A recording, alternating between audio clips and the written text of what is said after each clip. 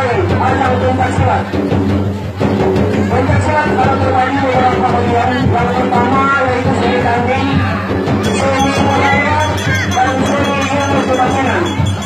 Dan inilah yang dimainkan oleh perguruan yang warna merah, yang sering mereka mainkan bahwa mereka tidak menunjukkan berbagai ilmu, tapi mereka cuma terus menghibur masyarakat Kota Manado.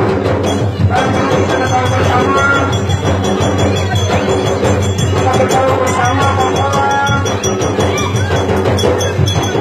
perjalanan yang ada di desa Kampung Baru ini adalah baku. Dan pada hari ini dengan sekarang 20 tahun yang lalu mereka lagi ingin berlalu yang hanya pencak silat.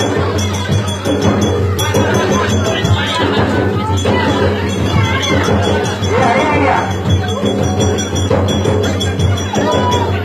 Jadi mereka akan mendapatkan kehormatan, tapi mereka cuma bisa menghibur masyarakat Kota Manado.